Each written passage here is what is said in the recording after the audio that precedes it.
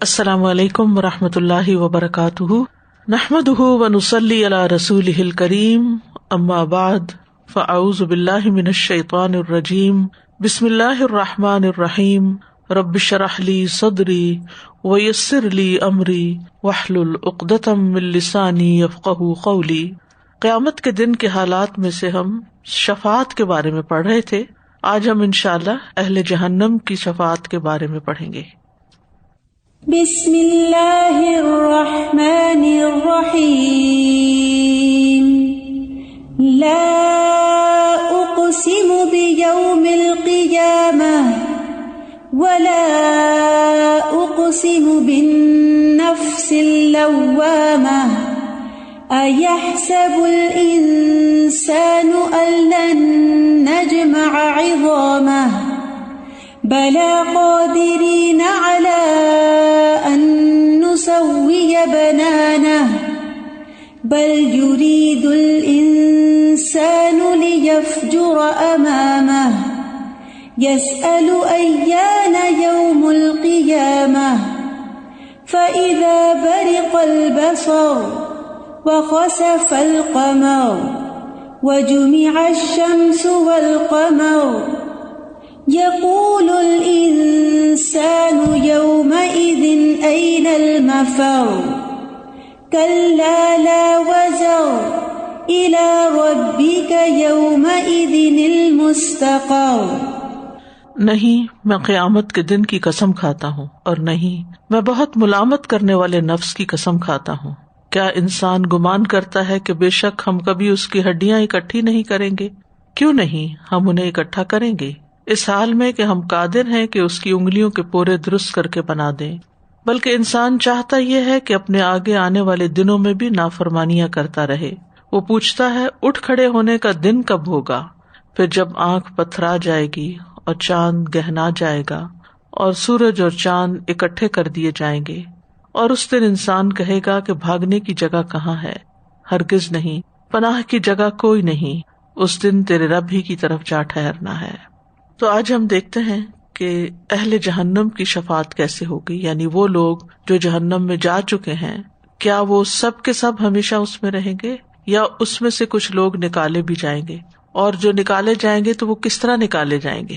پہلی بات یہ ہے کہ اہل سنہ والجماعہ کا یہ عقیدہ ہے کہ کلمہ گو مسلمان جو ہے، یا جس کے دل میں رائی کے دانے برابر بھی ایمان ہے، اس کے لیے جہنم میں خلود نہیں، یعنی وہ ہمیشہ نہیں اس میں رہے گا، بلکہ اگر وہ کبائر کا ارتکاب کرتا رہا اور توبہ کیے بغیر مر گیا، یا جس کو اللہ سبحانہ تعالیٰ چاہے جس بھی گناہ کی سزا میں جہنم میں ڈال دے، تو وہ اپنی سزا بھگتنے کے بعد وہاں سے نکال لیا جائے گا، یا اللہ تعالیٰ اس کی سزا میں تخفیف کر دیں گے، اس کے حق میں سفارش ہوگی۔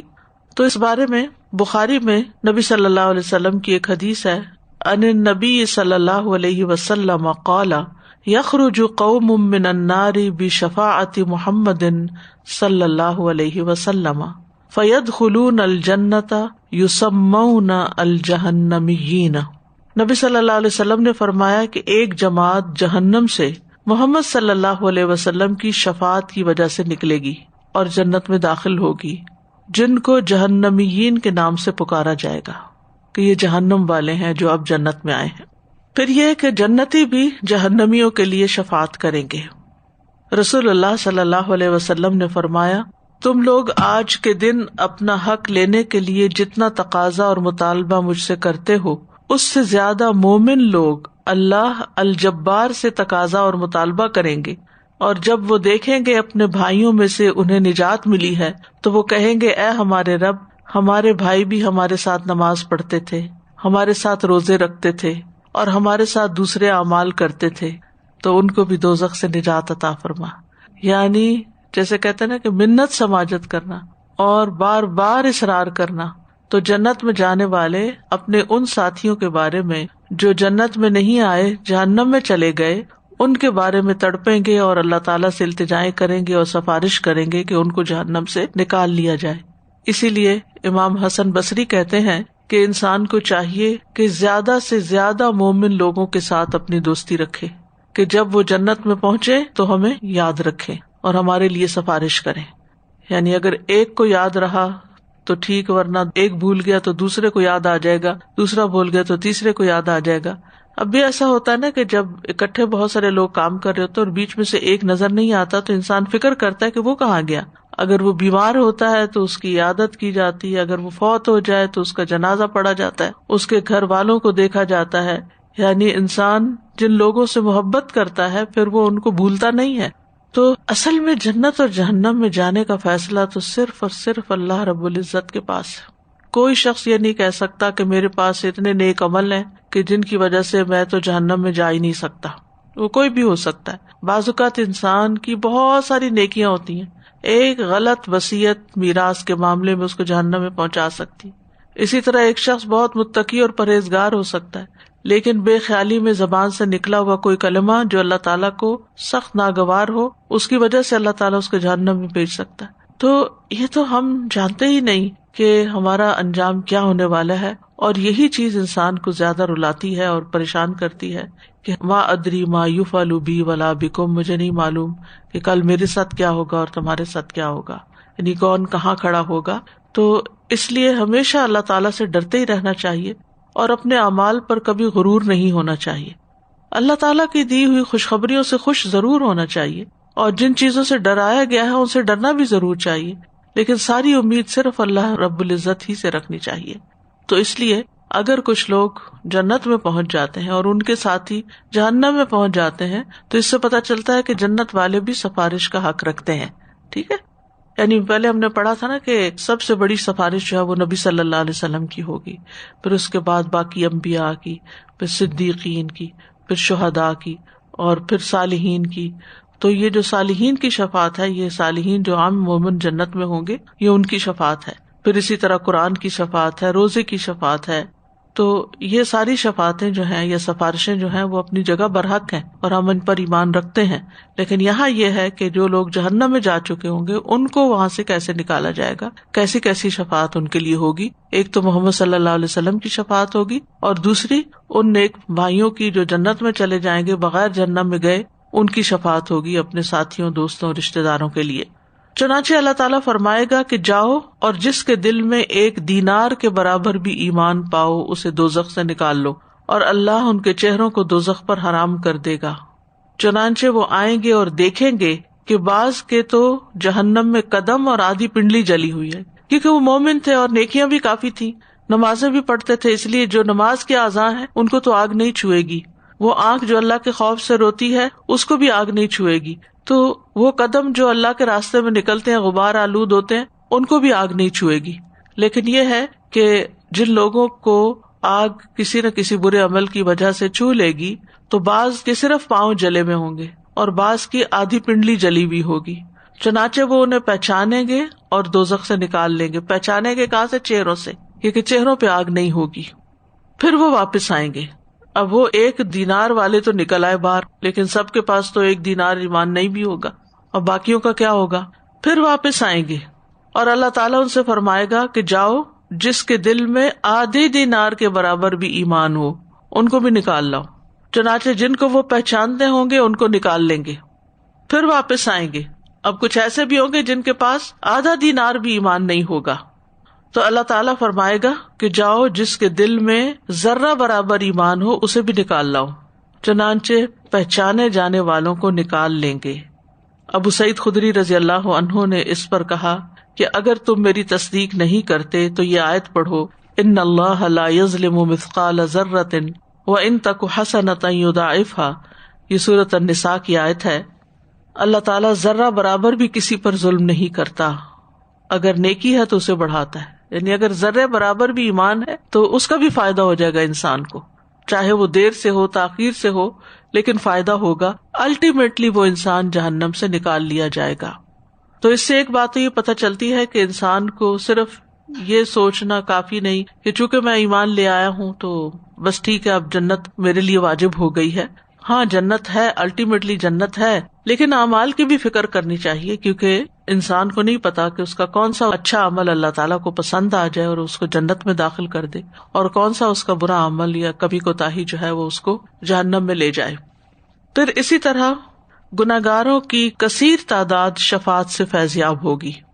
رسول اللہ صلی اللہ علیہ وسلم نے فرمایا وہ لوگ جو آگ والے ہیں وہ کون ہیں؟ کفار. وہ اس میں نہ تو مریں گے نہ زندہ رہیں گے، جیسے سورۃ العلیٰ میں آتا نا ثم لا يموت فيها ولا يحيا. لیکن کچھ لوگ جو اپنے گناہوں کی وجہ سے دوزخ میں جائیں گے، آگ انہیں جلا کر کوئلہ بنا دے گی، اس کے بعد شفاعت کی اجازت دی جائے گی. پس یہ لوگ گروہ در گروہ لائے جائیں گے، پھر انہیں جنت کی نہروں میں ڈالا جائے گا. پھر جنت والوں سے کہا جائے گا کہ اے جنت والو ان پر پانی ڈالو، جس سے وہ تر و تازہ ہو کر اٹھ کھڑے ہوں گے، جس طرح پانی کے بہاؤ سے آنے والی مٹی میں سے دانا سرسبز اور شاداب ہو کر نکل آتا ہے.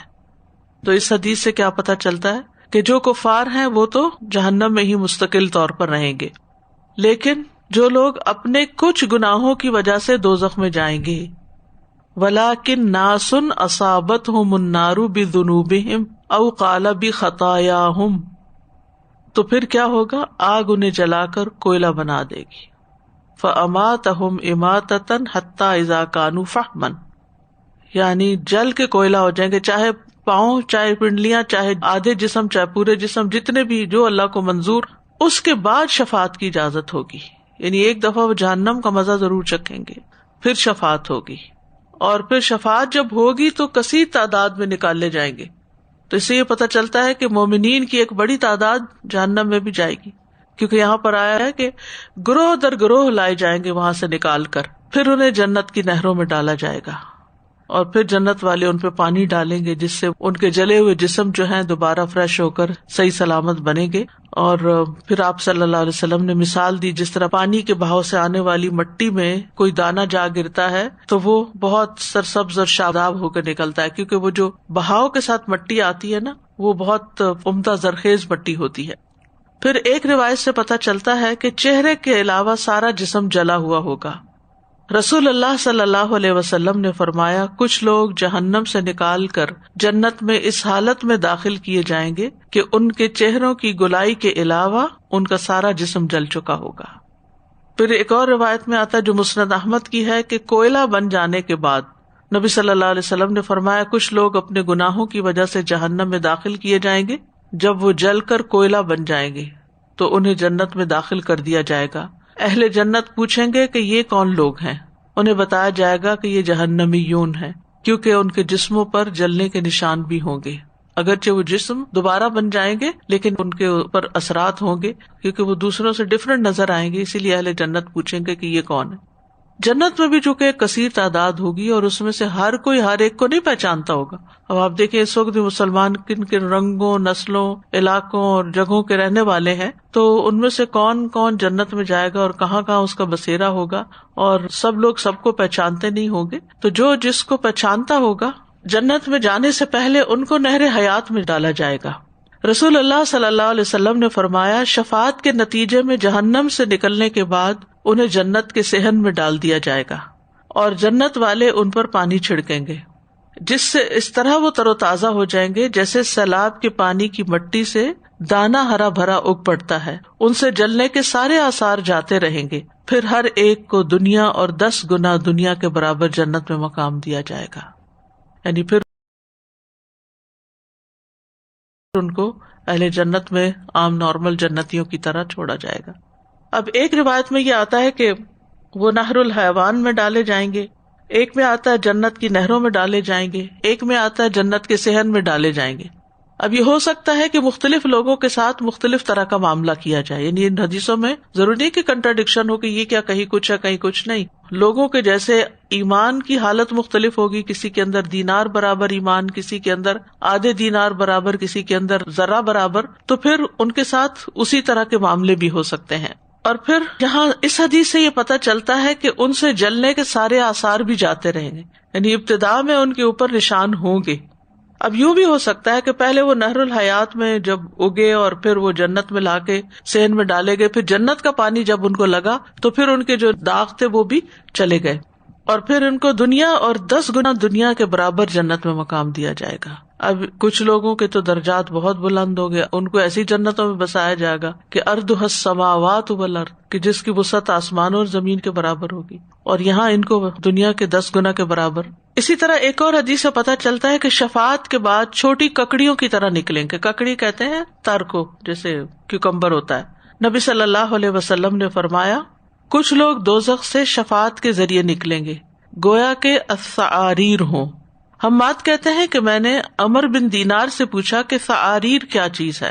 انہوں نے کہا کہ اس سے مراد چھوٹی ککڑیاں ہیں. جس طرح ککڑیاں جو ہیں ان کے اوپر ایک نشان سے ہوتے ہیں، ہو سکتا ہے اس سے تشبیہ دی گئی ہو، اور یہ بھی ہو سکتا ہے کہ جب وہ نکلے تو چھوٹے چھوٹے سائز میں نکلے، اور پھر اس کے بعد جب ان پر پانی ڈالا جائے جنت کا یا نہروں کا تو پھر ان کے جسم پراپر اگنا شروع ہو، اور پھر وہ پورے فل، یعنی جنتیوں کا جو قد اور رنگ اور جو ان کی جسامت ہوگی، کیونکہ جنتی جو ہیں وہ حضرت آدم علیہ السلام کے سائز کے ہوں گے جن کا قد جو تھا وہ 60 گز تھا. یعنی جنت میں بھی اور جہنم میں بھی لوگوں کے یہ جو دنیا والے جسم ہیں ان سے بڑے جسم ہوں گے. جہنمیوں کے جسم بھی بہت بڑے ہو جائیں گے. ایک داڑھ جو ہے وہ ایک پہاڑ برابر ہو جائے گی. جنت میں آنے کے بعد ان کی خوشحالی کا کیا عالم ہوگا. مسند احمد کی روایت ہے، رسول اللہ صلی اللہ علیہ وسلم نے فرمایا جہنم میں ایک قوم ہوگی جو جہنم میں اس وقت تک رہے گی جب تک اللہ کی مشیت ہوگی، پھر اللہ ان پر رحم کرے گا اور انہیں جہنم سے نکال لے گا. تو یہ لوگ جنت کے قریبی حصے میں ہوں گے. پھر وہ الحیوان نامی ایک نہر میں غسل کریں گے. اہل جنت انہیں جہنمیون کہہ کر پکاریں گے. اب اس سے کیا پتا چلتا ہے کہ جہنم میں ایک قوم جو ہے وہ اس وقت تک جہنم میں رہے گی جب تک اللہ کی مشیت ہوگی. یعنی جنت والے تو جنت میں پہنچ کر پھر پریشان ہوں گے، ان کا فلاں نہیں پہنچا، اور وہ جا کے سفارش کریں گے اور انسسٹ کریں گے اور لوگوں کو نکالا جائے گا. لیکن ایک جماعت ایسی بھی ہوگی کہ جو جب تک اللہ چاہے گا وہ جہنم میں پڑی رہے گی. پھر اللہ تعالیٰ ان پر رحم کرے گا اور انہیں جہنم سے نکال لے گا. تو یہ لوگ جنت کے قریبی حصے میں ہوں گے. پھر وہ الحیوان نامی نہر میں غسل کریں گے. یعنی پہلے جہنم سے نکالا جائے گا، پھر جنت کے اندر نہیں، جیسے پچھلے کچھ لوگوں کو جنت کے اندر لایا گیا، یہاں قریبی حصے میں رکھا جائے گا اور پھر وہ نہر میں غسل کریں گے. پھر اس کے بعد آگے جائیں گے. اگر ان میں سے کوئی ایک شخص ساری دنیا کے لوگوں کی دعوت کرنا چاہے تو ان کے لیے بستروں کا بھی انتظام کر لے گا، کھانے پینے کا بھی انتظام کر لے گا، ان کے لیے رضائیوں کو بھی مہیا کر لے گا. اور غالباً راوی نے یہ بھی کہا کہ اگر ان سب کی شادی کرنا چاہے تو یہ بھی کر لے گا اور اسے کسی چیز کی کمی محسوس نہیں ہوگی. یعنی یہ سمجھا دیا گیا کہ جنت والوں کے پاس کیا کچھ نعمتیں ہوں گی. دنیا میں کسی کے پاس اس کا لاکھواں حصہ بھی نہیں ہوگا. یہاں تک اہل جہنم کی شفاعت کا باب ختم ہوا. سازا وہ ابھی جو آخری میں جو بات ہے اس سے وہ حدیث یاد آتی نا کہ جنت کے بارے میں کوئی گمان بھی نہیں کرتا، کسی نہ دل نے اس کو محسوس کیا، نہ دماغ اس کو سوچ سکتا ہے، نہ آنکھ دیکھ سکتی ہے کوئی. سازا جی مجھے خیال آ رہا تھا کہ یہ جو پہلے بات آئی نا کہ صالحین کی شفاعت ہوگی اپنے دوسرے ساتھیوں کے حق میں، یعنی as much as we desire کہ اللہ سبحانہ تعالیٰ کسی اور امتحان میں نہ ڈالے اور اپنی رحمت سے شامل کر لے، لیکن یہاں عمل کرتے ہوئے اپنی نیت کو بہرحال ہمیں اس سے ابو ہی رکھنا ہوگا نا کہ اگر ہم کسی کے ساتھ خیر خواہی کر رہے ہیں تو اس لیے تو نہیں کریں گے کہ آپ مجھے یاد رکھیے گا، کوئی ایسا نہ ہو میں مس ہوں تو خیر یعنی کیونکہ اس طرح بعض اوقات آپس میں انسان کہنے بھی لگتا ہے. میں نے ایکچولی سنا بھی ہے لوگوں کو کہتے ہوئے نا کہ اچھا یہ ہماری سفارش کر دیں گے، ان کے ساتھ اس طرح کریں. یا جیسے کل بھی بات ہوئی تھی کہ جو لوگ جنت میں انشاءاللہ جن کے لیے شفاعت ہوگی کہ جن سے آپ کا معاملہ اچھا ہوگا وہ آپ کے لیے کریں گے، تو اب ہم معاملہ اچھا کرتے ہوئے تو یہ چیز نئی نیت میں آنے دیں گے نا کہ یہ کل کو ہماری جنت میں اپر لیول پہ لے جائیں. کیا اس میں گائیڈ لائن ہے؟ دیکھیں کوئی بھی نیک عمل ہے نا، ایک اصولی سی بات ہے، سب کچھ صرف اللہ کے لیے ہونا چاہیے، بالکل اللہ کی رضا کے لیے. یہ بات پہلے بھی ڈسکس ہوئی تھی ایک دفعہ کہ بعض اوقات ہم صرف اس لیے صدقہ کرتے ہیں کہ ہم بلا سے بچ جائیں، بعض اوقات اس لیے کرتے ہیں کہ ہمیں اور مل جائے. یہ ساری باتیں سیکنڈری ہیں. اصل میں یہ ہے کہ اللہ کی رضا اور اللہ کی خوشنودی کے لیے ہر کام کرنا چاہیے. جیسے ایک شخص نے کہا نا کہ کوئی شخص جہاد کرتا ہے کہ بہادر کہلائے، اور کوئی وطن کے لیے یا دنیا کا مال و متاع حاصل کرنے کے لیے، تو اللہ کے راستے میں کون سا ہے؟ تو آپ نے فرمایا صرف وہ ہے جو اللہ کے لیے فی سبیل اللہ کرتا ہے. تو کوئی بڑے سے بڑا معاملہ ہو، بڑے سے بڑی نیکی ہو، چھوٹی سے چھوٹی نیکی ہو، کرتے وقت یہی سوچنا چاہیے کہ میں اللہ کو راضی کر رہی ہوں، اور جب اللہ راضی ہو جائے گا تو بندے خود ہی راضی ہو جائیں گے. سادہ میرا ایک کوشچن تھا کہ یہاں پہ جتنا بھی ہم نے سنا اس میں ایمان کی اتنی ویلیو نظر آتی ہے، تو جب مومن جہنم میں جائیں گے جو اپنی غلطیوں کی وجہ سے، تو کیا ایک ہی جہنم ہوگی، کفار بھی اسی جہنم ہوں گے یا مومنوں کے جہنم ایک ہی ہوگی؟ درجے الگ الگ ہیں، لیکن یہ کہ آگے آئے گا کہ کفار کہیں گے کہ تمہاری نمازیں اور تمہارے نیک کام کس کام آئے کہ تم بھی ہمارے ساتھ ہی پڑے ہوئے ہو. تو اس وقت پھر ان کو نکال لیا جائے گا. تو وہ سورۃ الحجر میں آتا ہے نا کہ ربما یود الذین کفروا لو کانوا مسلمین. حسرت ہوگی نا کہ کہ اسلام کا جو فائدہ ان کو اس وقت پہنچے گا تو دوسرے لوگ بھی چاہیں گے کاش ہم بھی مسلمان ہوتے. جی مجھے چھوٹی سی بات یہ خیال آ رہی تھی کہ یہ جو اہل جنت پھر بار بار جا کے اللہ سبحانہ تعالیٰ کے پاس منتیں کریں گے، تو مجھے لگ رہا تھا کہ خیر خواہی دیکھیں وہاں جا کے بھی رہی، جن کے پاس دنیا میں ہے تو پھر وہیں پہ جا کے ان کو بھی وہ ہوگی. تو پھر وہ سورہ یاسین والا شخص بھی یاد آ رہا تھا جس کو لگا کہ میری قوم کو کاش معلوم ہوتا. اور استاذہ جی جہنمیون کے بارے میں پڑھ کے بہت زیادہ رونگٹے کھڑے ہو رہے تھے کہ یہاں پہ ہم تھوڑا سا کوئی کچھ کرنے لگتے ہیں تو ہمیں لگتا ہے کہ ہم ڈفرینٹ لگیں گے، حجاب پہن کے جائیں گے تو ڈفرینٹ لگیں گے، عبایا پہن کے جائیں گے تو ڈفرینٹ لگیں گے. اور وہاں دیکھیں وہاں جنت ہے اور وہاں ڈفرینٹ لگ رہے ہیں یہ لوگ. یہ جو ہے نا ربنا آتنا فی الدنیا حسنۃ وفی الآخرۃ حسنۃ وقنا عذاب النار، یہ بہت ہی ڈرنے کی بات ہے. انک من تدخل النار فقد اخزیتہ، جس کو تو نے آگ میں ڈال دیا اس کو تو نے رسوا کر دیا. وہ انتہائی شرمندگی کی بات ہوگی، کیونکہ وہاں سے نکل کر بھی جسم کے اوپر جو نشان ہے وہ لوگ دیکھیں گے یہ کون آئے، یہ جہنم والے آ گئے. سب سے آخر میں ارحم الراحمین کی شفاعت ہوگی اللہ سبحانہ تعالیٰ کی، اور نرمی کرنے والے پر نرمی کرتے ہوئے جہنم سے اس کو نکال لیا جائے گا. جو دنیا میں نرمی کرتے ہیں اللہ تعالیٰ بھی ان پر نرمی کرے گا. مسند احمد کی روایت ہے. مسند احمد جو ہے نا اس وقت جو ایگزسٹنگ بکس ہیں ان میں سے سب سے بڑی کتاب ہے حدیث کی. امام احمد جو تھے انہوں نے جو حدیثیں کلیکٹ کی ہیں، اس وقت احمد شاکر نے اس کی ایڈیٹنگ کی ہے، مصر کے ایک اسکالر ہیں، اور 50 والیومز میں وہ چھپی ہوئی ہے. ٹھیک ہے، اور وہ مسند ہے، صحابہ کے نام سے احادیث ہیں، یعنی آپ کو وہاں بخاری کی طرح ٹاپک وائز حدیثیں نہیں ملیں گی. مثلاً ابو ہریرہ رضی اللہ عنہ کی کتنی حدیثیں وہ ساری آپ کو اکٹھی ایک جگہ ملیں گی. حضرت عائشہ کی حدیثیں کتنی ہیں وہ ساری آپ کو ایک جگہ مل جائیں گی. اسی طرح سارے صحابہ سے جو احادیث روایت ہیں وہ سب ایک ایک جگہ مل جائیں گی. اگرچہ اس کلیکشن میں کچھ ضعیف احادیث بھی ہیں اور اس کی تخریج وغیرہ بھی ہو رہی ہے، لیکن کہنے کی بات یہ ہے کہ ایک شخص نے اپنی ایک زندگی لگائی اور اتنا بڑا سرمایہ ہمارے لیے اکٹھا کیا. امام احمد جو تھے وہ نہ صرف یہ کہ محدث تھے بلکہ فقیہ بھی تھے، اور 4 اسکول آف تھاٹس جو ہیں فقہا کے ان میں سے سب سے آخری امام احمد ہیں. اور ان کے نہ صرف یہ کہ فقہ بلکہ حدیث اور عقیدے کے اوپر بھی انہوں نے کام کیا ہے. اور انہوں نے ہی خلق قرآن کے مسئلے میں جب انکار کیا تو ان کو بہت سزا بھی دی گئی. تو بہت بڑے اسکالر ہیں. ہم نے کبھی یہ کتابیں دیکھی بھی نہیں ہے، یعنی افسوس کے ساتھ کہنا پڑتا ہے نا کہ اتنی محنت جس پر ہوئی ان چیزوں کو ہم نے نہ خود دیکھا نہ اپنے بچوں کو دکھایا.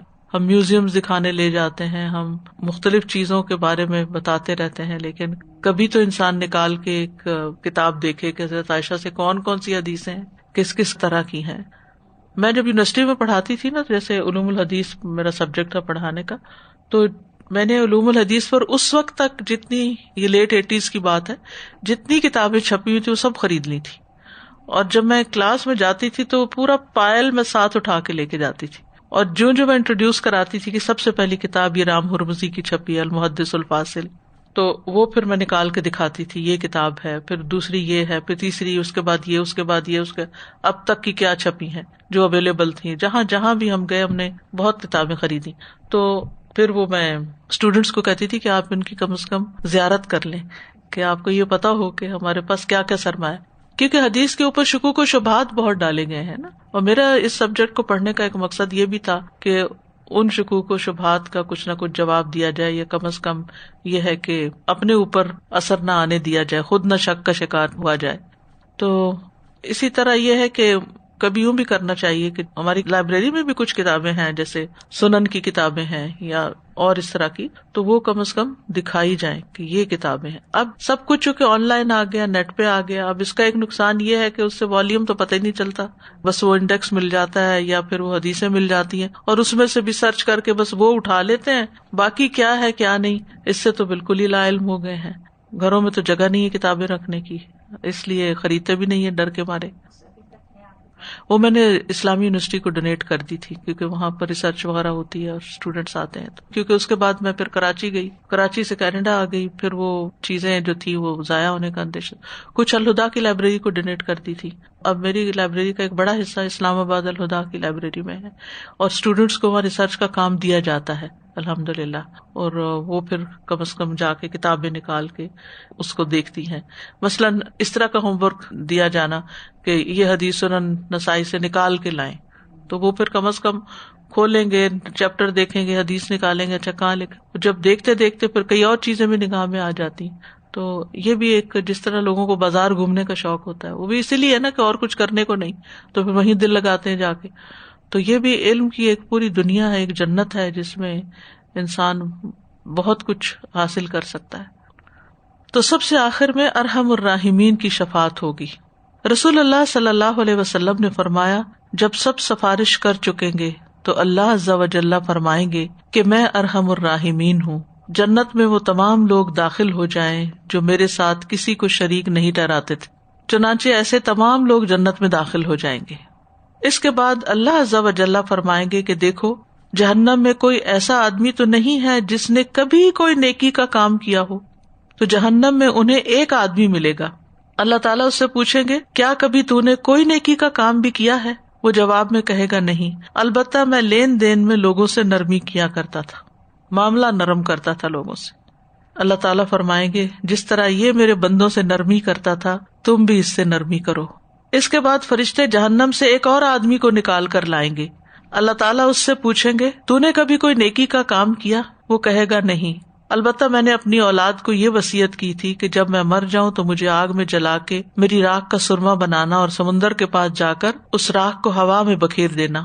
اس طرح رب العالمین مجھ پر قادر نہ ہو سکے گا. اللہ عز و جل پوچھیں گے کہ تو نے یہ کام کیوں کیا؟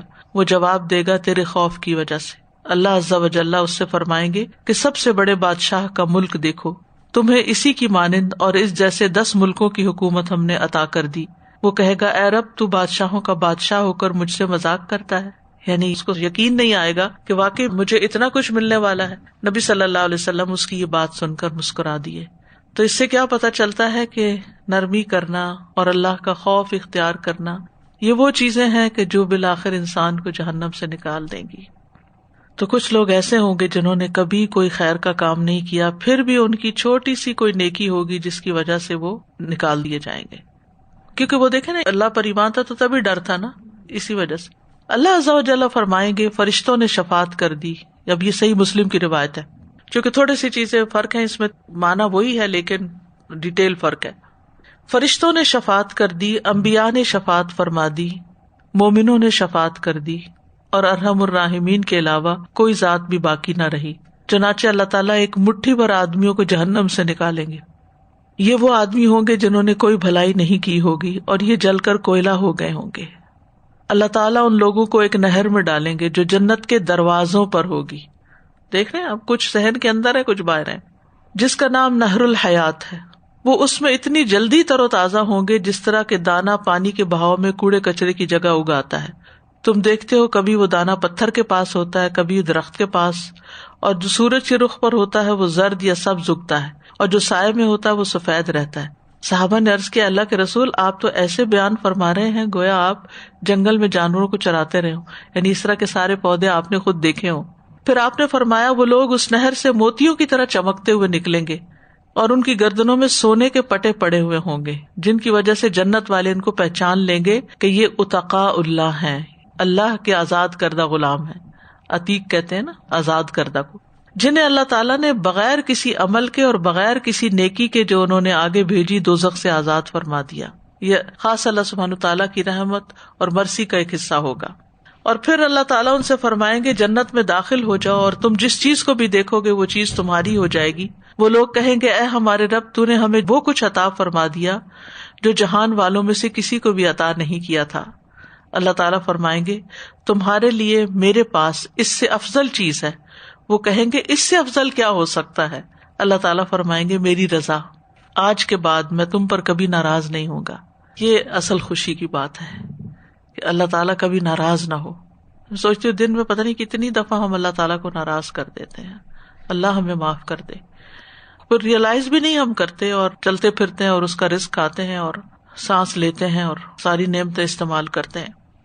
صحیح بخاری کی روایت میں آتا ہے نبی صلی اللہ علیہ وسلم نے فرمایا کچھ لوگ ان گناہوں کی وجہ سے جو انہوں نے کیے ہوں گے آگ سے جھلس جائیں گے، یہ ان کی سزا ہوگی. جھلس جائیں گے، صرف کوئلہ نہیں ہوں گے بلکہ کیا ہوگا، جھلس جائیں گے. پھر اللہ اپنی رحمت سے انہیں جنت میں داخل کرے گا اور انہیں جہنمیون کہا جائے گا. یعنی یہ شفاعت کے بغیر اللہ کی رحمت کی بنا پر جنت میں جائیں گے.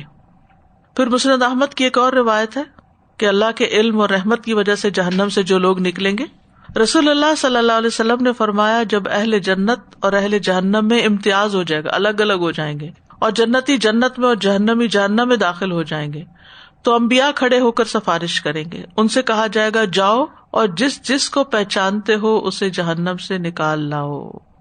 نبی صلی اللہ علیہ وسلم ہمیں کس چیز سے پہچانیں گے؟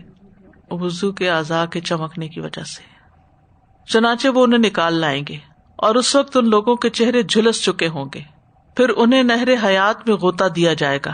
جب وہ وہاں سے نکلیں گے تو ان کی ساری سیاہی نہر کے کنارے ہی گر جائے گی اور وہ ککڑیوں کی طرح چمکتے ہوئے نکلیں گے. اس کے بعد انبیاء دوبارہ سفارش کریں گے.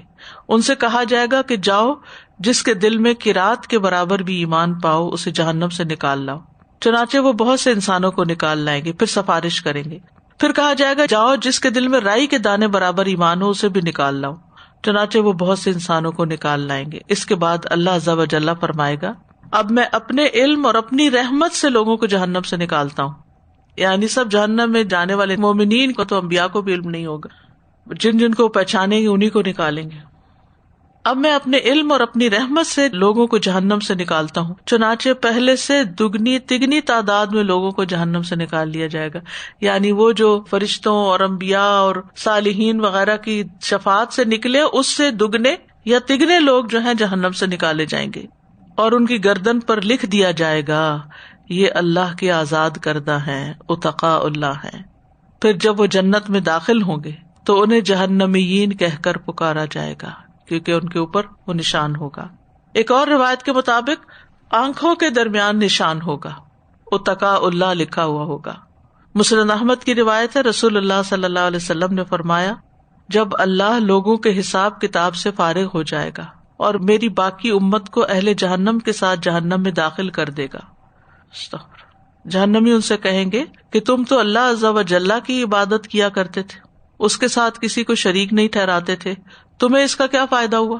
اس پر اللہ الجبار عز و جل فرمائے گا مجھے اپنی عزت کی قسم میں ان لوگوں کو جہنم سے ضرور آزاد کر دوں گا. چنانچہ اللہ انہیں جہنم سے نکال لے گا. اس وقت وہ جل کر کوئلہ ہو چکے ہوں گے. پھر انہیں نہر حیات میں غوطہ دلوایا جائے گا اور وہ ایسے اگائیں گے جیسے سیلاب کے کوڑے پہ دانے اگتے ہیں، اور ان کی آنکھوں کے درمیان یعنی دو بھووں کے درمیان لکھ دیا جائے گا اتقاء اللہ عز و جل کہ اللہ کے آزاد کردہ لوگ ہیں. جب یہ لوگ جنت میں داخل ہوں گے تو اہل جنت کہیں گے یہ جہنمی ہیں، تو اللہ الجبار فرمائے گا نہیں بلکہ یہ الجبار عز و جل کے آزاد کردہ لوگ ہیں. لیکن کچھ لوگ شفاعت سے محروم رہیں گے. سورۃ البقرہ میں آتا ہے ان الذین کفروا وماتوا وهم کفار اولئک علیہم لعنۃ اللہ والملائکۃ والناس اجمعین خالدین فیہا لا یخفف عنہم العذاب ولا هم ینظرون. بے شک وہ لوگ جنہوں نے کفر کیا اور اسی حال میں مر گئے کہ وہ کافر تھے، ایسے لوگ ہیں جن پر اللہ کی، فرشتوں کی اور سب لوگوں کی لعنت ہے. اس کا مطلب کوئی ان پہ سفارش نہیں کرے گا، نہ فرشتے کریں گے، نہ اللہ سبحانہ تعالیٰ کا رحم و کرم ہوگا، اور نہ ہی نیک لوگ ان کی سفارش کریں گے. ہمیشہ اس میں رہنے والے ہیں، نہ ان سے عذاب ہلکا کیا جائے گا نہ انہیں مہلت دی جائے گی. لا یخفف عنہم العذاب ولا هم ینظرون. سورۃ النساء میں آتا ہے 48 ان اللہ لا یغفر ان یشرک بہ ویغفر ما دون ذلک لمن یشاء. بے شک اللہ اس بات کو نہیں بخشے گا کہ اس کا شریک بنایا جائے، اور وہ بخش دے گا جو اس کے علاوہ ہے جسے چاہے گا. تو اس کا مطلب یہ کہ کفار اور مشرکین بھی جہنم میں ہمیشہ رہیں گے. تو شرک جو ہے یہ انسان کے لیے بہت بڑی مصیبت کی بات ہے. نبی صلی اللہ علیہ وسلم نے فرمایا قیامت کے دن میں اپنے رب سے اس کے گھر میں آنے کے لیے اجازت چاہوں گا، مجھے اس کی اجازت دی جائے گی. پھر میں اللہ تعالیٰ کو دیکھتے ہی سجدے میں گر پڑوں گا اور اللہ تعالیٰ مجھے جب تک چاہے گا اسی حالت میں رہنے دے گا. پھر فرمائے گا اے محمد سر اٹھاؤ، کہو سنا جائے گا، شفاعت کرو تمہاری شفاعت قبول کی جائے گی، مانگو دیا جائے گا. پھر میں اپنا سر اٹھاؤں گا اور اپنے رب کی حمد و ثنا کروں گا جو وہ مجھے سکھائے گا. پھر میں شفاعت کروں گا، چنانچہ میرے لیے حد مقرر کی جائے گی اور میں اس کے مطابق لوگوں کو دوزخ سے نکال کر جنت میں لاؤں گا کہ اتنے لا سکتے ہیں آپ. پھر میں دوسری مرتبہ اپنے رب سے اس کے گھر میں آنے کے لیے اجازت چاہوں گا، مجھے اس کی اجازت دی جائے گی. پھر میں اللہ تعالیٰ کو دیکھتے ہی سجدے میں گر پڑوں گا اور اللہ تعالیٰ مجھے جب تک چاہے گا اسی حالت میں رہنے دے گا. پھر فرمائے گا محمد سر اٹھاؤ، کہو سنا جائے گا، شفاعت کرو تمہاری شفاعت قبول کی جائے گی، مانگو دیا جائے گا. پھر میں اپنا سر اٹھاؤں گا اور اپنے رب کی حمد و ثنا کروں گا جو وہ مجھے سکھائے گا. پھر میں شفاعت کروں گا، چنانچہ میرے لیے حد مقرر کی جائے گی اور میں اس کے مطابق لوگوں کو دوزخ سے نکال کر جنت میں داخل کروں گا. پھر تیسری مرتبہ اپنے رب سے اس کے گھر کے لیے اجازت چاہوں گا، مجھے اجازت دی جائے گی. پھر میں اللہ رب العزت کو دیکھتے ہی اس کے لیے سجدے میں گر پڑوں گا اور اللہ تعالیٰ جب تک چاہے گا مجھے یوں ہی چھوڑے رکھے گا. پھر فرمائے گا اے محمد سر اٹھاؤ، کہو سنا جائے گا، شفاعت کرو قبول کی جائے گی، مانگو دیا جائے گا. آپ نے بیان کیا کہ میں اپنا سر اٹھاؤں گا اور اپنے رب کی ایسی حمد و ثنا کروں گا جو وہ مجھے سکھائے گا. پھر شفاعت کروں گا اور میرے لیے حد مقرر کر دی جائے گی. پھر میں لوگوں کو نکالوں گا اور انہیں جہنم سے نکال کر جنت میں داخل کروں گا، یہاں تک کہ جہنم میں صرف وہی لوگ باقی رہ جائیں گے جنہیں قرآن نے روک رکھا ہوگا. پھر آپ نے یہ آیت تلاوت کی، عسیٰ ان یبعثک ربک مقاما محمودا، قریب ہے کہ آپ کا رب آپ کو مقام محمود پر بھیجے. فرمایا یہی وہ مقام محمود ہے جس کے لیے اللہ تعالیٰ نے تمہارے نبی سے وعدہ کیا ہے. تو یہ قرآن نے روک رکھے کا مطلب یہ ہے کہ جن کے بارے میں قرآن کی یہ آیات اوپر جو آپ پڑھ چکے ہیں کہ یہ کفر اور شرک کی وجہ سے جہنم میں ہمیشہ رہیں گے. اسی طرح انبیاء اور نیک لوگوں کے قریبی کافر رشتہ دار شفاعت سے محروم ہوں گے. ابو ہریرہ رضی اللہ عنہ سے مروی ہے، وہ کہتے ہیں کہ رسول اللہ صلی اللہ علیہ وسلم نے فرمایا، ایک شخص قیامت کے دن اپنے باپ سے ملے گا اور کہے گا اے ابا جان میں کیسا بیٹا تھا؟ تو باپ کہے گا بہترین بیٹا. تو وہ کہے گا کیا آج تم میری اطاعت کرو گے؟ تو وہ کہے گا ہاں. تو بیٹا کہے گا میرا تہمت پکڑ لو، اور وہ اس کے تہمت کو تھام لے گا. پھر وہ چل پڑیں گے یہاں تک کہ اللہ تعالیٰ کے پاس پہنچیں گے، اس حال میں کہ اللہ تعالیٰ مخلوق کے سامنے جلوہ گر ہوں گے. اللہ تعالیٰ فرمائیں گے اے میرے بندے تم جنت کے جس دروازے سے داخل ہونا چاہو ہو جاؤ. وہ کہے گا یا اللہ میرا باپ بھی میرے ساتھ ہی جائے گا، تو نے میرے ساتھ وعدہ کر رکھا ہے، تو مجھے رسوا نہ کرے گا. اللہ تعالیٰ باپ کی شکل بجو کی طرح بنا دے گا اور وہ جہنم میں گر پڑے گا. وہ اپنی ناک کو پکڑے گا. اللہ تعالیٰ فرمائے گا اے میرے بندے کیا وہ تیرا باپ ہے؟ وہ کہے گا یا اللہ تیری عزت کی قسم وہ میرا باپ نہیں، کیونکہ اس کی شکل بدل دی جائے گی. حضرت ابراہیم علیہ السلام کے بارے میں آئیے کہ انہوں نے دعا کی تھی وَلَا تُخْزِنِي يَوْمَ يُبْعَثُونَ. پھر اسی طرح جو ظالم انسان ہیں ان کا نہ کوئی دوست ہوگا نہ کوئی سفارشی جس کی بات مانی جائے. ظالمین سے مراد مشرکین ہی ہے، لیکن اگر عام معنی میں ظالم لیا جائے تو یہ بہت بڑی بات ہے کہ ظالموں کا کوئی دوست نہیں ہوتا اور نہ ان کا کوئی سفارشی ہوتا ہے، کیونکہ لوگوں کے دل ان کے خلاف نفرت سے بھرے ہوتے ہیں. وہ کہتے ہیں ان کو تو مزہ چکھنا ہی چاہیے. اس وقت بھی دیکھیں دنیا میں جو لوگ ظلم کرتے ہیں تو لوگ ان کو کیسی کیسی بددعائیں دیتے ہیں اور ان کے بارے میں کیسا سوچتے ہیں کہ خدا ان کو پکڑے اور ان کا برا ہو. اسی طرح غلو کرتے ہوئے اسلام سے خارج ہونے والا، نبی صلی اللہ علیہ وسلم نے فرمایا میری امت کے 2 قسم کے افراد کے حق میں میری شفاعت قبول نہیں ہوگی. نمبر 1 انتہائی ظالم حکمران، اور نمبر 2 غلو کرتے کرتے دائرۂ مذہب سے خارج ہونے والا. کیا مطلب؟ یعنی دین میں ایسی باتیں کرے کہ وہ دین سے ہی باہر نکل جائے. ایک روز کسی نے مجھے کلپ بھیجا، اس میں کوئی ذاکر کہہ رہا تھا کہ تم لوگ اللہ کی عبادت کے لیے نہیں پیدا ہوئے کیونکہ وہ تو ہو ہی نہیں سکتی کسی سے، تم لوگ علی کی عبادت کے لیے پیدا ہوئے. اس کے علاوہ بھی ایسی ایسی باتیں تھی کہ جو زبان پہ نہیں لائی جا سکتی، اتنے کفریہ کلمات تھے. تو بات یہ ہے کہ بعض اوقات لوگ دین میں ہی اتنا غلو کر لیتے ہیں کہ وہ دین ہی نہیں رہتا اور دین کے نام پہ کر رہے ہوتے ہیں. تو اس سے بھی بچنے کی ضرورت ہے. اللہ سبحانہ وتعالی ہمیں ظلم اور غلو دونوں چیزوں سے بچائے. وآخر دعوانا ان الحمد للہ رب العالمین. سبحانک اللہم وبحمدک اشہد ان لا الہ الا انت استغفرک واتوب الیک. السلام علیکم ورحمۃ اللہ وبرکاتہ.